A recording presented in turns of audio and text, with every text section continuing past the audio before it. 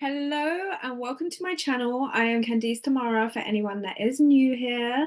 I am a trauma and mindset coach and I am known for taking people from anxious attachment to secure, loving, committed relationships with yourself and with others.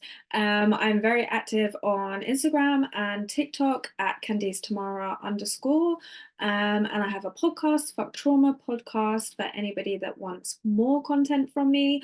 And now I am on YouTube and I am sharing all of my work with you. So if you haven't done already, hit subscribe and be kept up to date with all my videos, because this is your go-to place to build secure relationships with yourself and with others.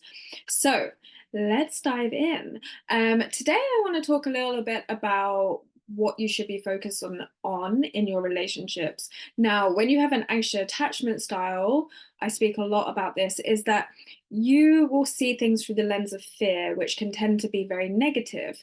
And what happens is that you'll be looking for clues, for threats that somebody's leaving you, that they're losing interest, because you have that anxious attachment style, that abandonment wound, which is at the core of an anxious attachment style. And it means that you become very hyper vigilant in your relationships. You notice when people's moods change. You notice when texts are different.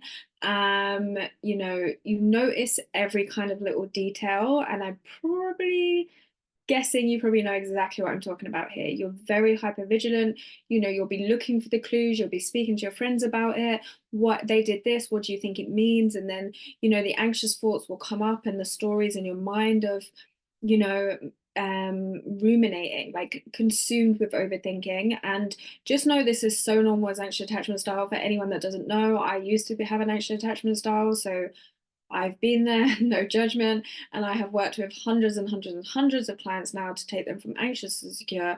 And everything I talk about is everything that they experience. So you are not alone.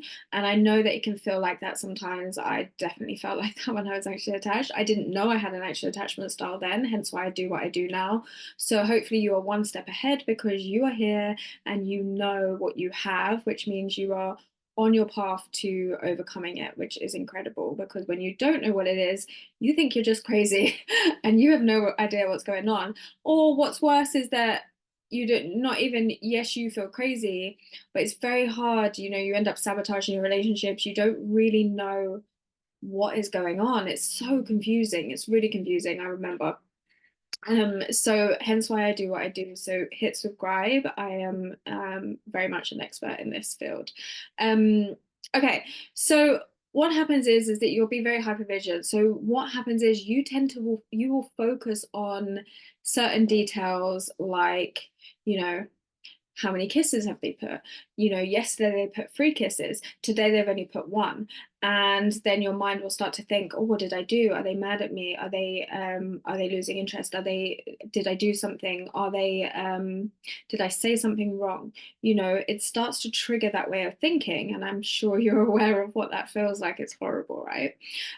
Or a good morning message, for instance. You will use the good morning message as reassurance. When you get the good morning message, you feel reassured. If they haven't sent the good morning message, you're there looking like, oh my God, it's getting later and later and later. What's going on?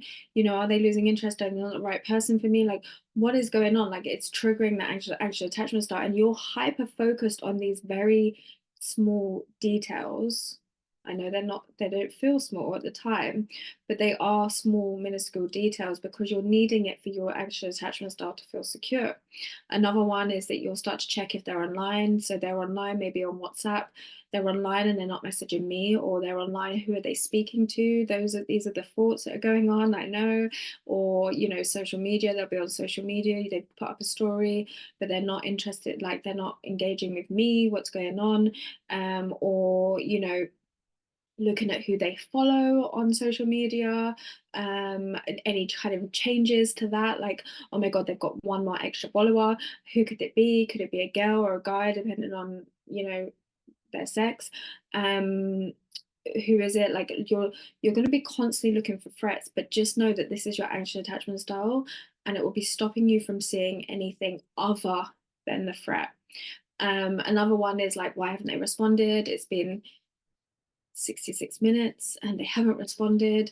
They usually respond really quick. They haven't responded. Why haven't they responded? Did I say something? Are they mad at me? Like, I've, you're checking to see if they're online. They're online and they still haven't responded. Why haven't they responded?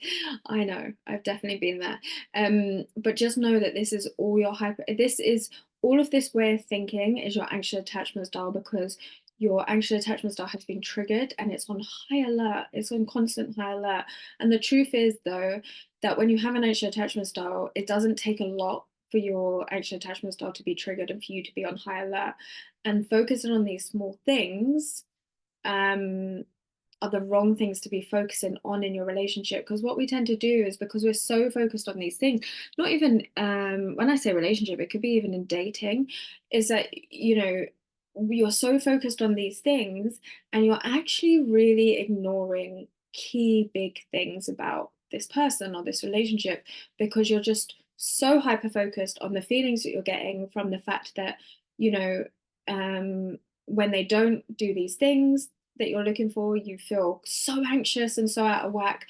And then when they do it, they send a good morning message, you feel reassured, or they start to put more emojis. Oh, I feel reassured, or you know, they're responding. Then suddenly you feel reassured, right? So then you feel good again. And what you're doing is, because you know, your nervous system is going from feeling very anxious and on edge, and a lot of the time we can think that might be love, and a lot of the time it's not love, it's actually just a trauma response. I'm not saying that sometimes it's not love, I'm just saying that we need to be careful of the things that we are placing it on, because our anxiety is fear, is actually not, you know, love, and it can be triggered over a lot of things, so we have to be careful on what that looks like. And for a lot of us with an anxious attachment style, actually inconsistent love or inconsistent relationships and effort is actually something that we have deemed as love, so it's very normal for us. And this is not a video about what love is or anything, so I don't want to go too much into that in detail. And I'm not saying that it's not love, I'm just saying that we do have to be really careful on what we are placing our attention on and what we are using as a measure of you know, the relationship, how we feel and how they feel. And what happens is we tend to ignore some really, really, really key things, because we're so hyper focused on these small details that we're needing for our reassurance, but we're actually forgetting like the bigger picture here. And so what I want you to do is get out a journal, get out a pen and a paper. You can pause me right now, and I want to ask you some questions. I just want you to sit down in a safe location. You have all the answers, and I'm going to ask you these questions, and I just want you to journal on these questions, because these questions are going to help you to look more at the bigger picture and just really train you to like trust yourself, listen to the answers that come up. When somebody asks you a question, you know the answers before fear gets in. Just take the first kind of answers that come to mind, and see, because these are the things you should be focusing on more in your relationships, um rather than the things that are keeping your anxiety in check. So the first question is can this person meet my needs? Can this person meet my needs? Now, I know as an anxious attachment style, it can be really hard to know what your needs are. And that is something that needs to be worked on. And maybe I'll create some more content around that. But essentially, ask yourself, is this person meeting my needs? Can they meet my needs? Do you see how that's very different to, why haven't they sent me a good morning message? Do you see how it changes things of what you're focusing on? And actually, you're bringing it around to you. Can this person meet my needs? Then the next one is what they are giving enough for me? Because a lot of the time, we might be in situations where it's not enough. And, you know, that's why we're so hyper focused on these small little details of, you know, great, they sent an emoji, yay, or they text back, yay.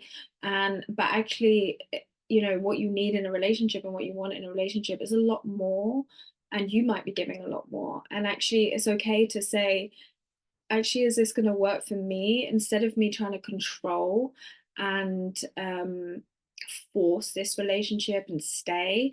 Because you have to be aware of an anxious attachment style, because you have an abandonment wound.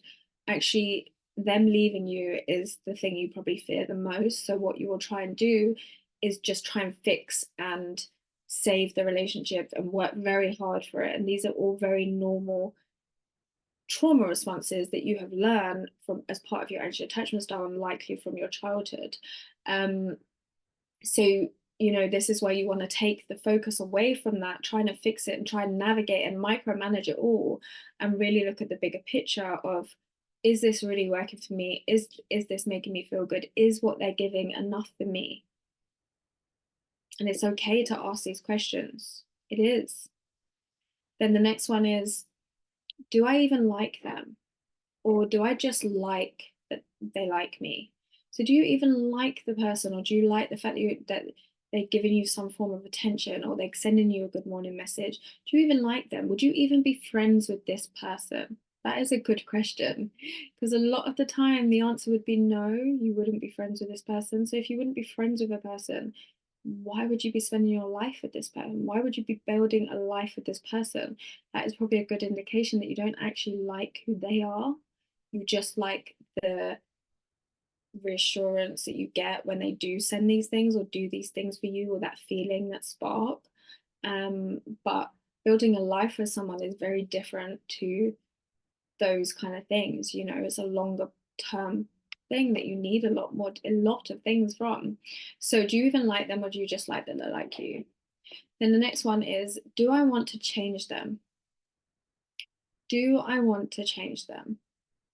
And what I mean is, if you're wanting to change them, you know, I remember when I was in situations like this, when I was actually attached and I was trying to do everything to make the relationship work. You know, if you're saying things like, well, if they just did this, they'd be perfect. Things, if they just did this, then if they were ready for commitment, then blah blah blah. Like if they did fill in the gaps, if they just blah blah blah, then they'd be great, they'd be perfect, they'd be great. And it's not about someone being perfect, because everyone has their things, okay? But are you trying to change them? Could you accept this person right now as they are without changing them? Or are you trying to force and fix and save this person? If they just stopped drinking, they'd be perfect? If they just stopped doing this, would they be perfect? Like whatever it is, you know, think about what that is. Are you trying to fix and save and create this person? Because essentially what you're probably doing is trying to control the situation because you're afraid of them leaving you. And unfortunately, that is when it will be difficult. If the answer is no, I don't want to change them, they are literally great. And what I mean by that is, yes, if they're not very good at doing the washing up, yes, you can change that about them. And that's fine. But the fundamental core of who they are and the way that they do things, and their values and their habits and all of these things, are you trying to change? And the way they love you and the way they, you know, are you trying to change them for them to be somebody for you? Because that is a good indication you're probably just doing it because you're anxiously attached. Then the next question is, how do they make me feel a majority of the time? How do they make me feel a majority of the time? You know, if you are not feeling good a majority of the time, then that might be an indication that your needs are not being met in this relationship. If you do feel good a majority of the time, but sometimes maybe things happen, okay, maybe your needs are being met. Maybe this is your anxious attachment style, and sometimes that can sabotage you. But how do they make you feel a majority of the time is a good way to look at it. Be really honest with yourself, because I know these things are very difficult, because you don't want to have to deal with, perhaps this might not be the right thing for me. And I get that.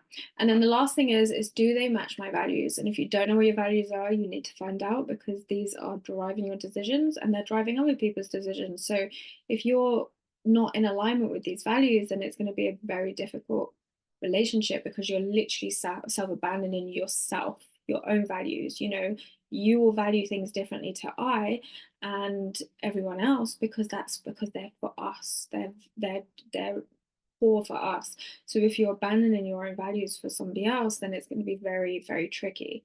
Um, Obviously some values are more priority than others. For instance, if you value honesty and this person is not honest, you are literally ripping yourself apart to indulge in that kind of behavior if you feel so strongly about the fact that honesty is something you really value. So you want to be very clear on, do they match your values? Can this work long term for you, rather than being attached to the idea of the small micromanaging details of the relationship. Okay, so they are all the questions that I have. For anyone that hasn't already watched my free masterclass, Stop Sabotaging Relationships with Anxiety, I will leave a link in the thing, in the bio. It would be great next step for you to watch that. But happy journaling, and I will see you again in the next video, and hit subscribe for more. See you then.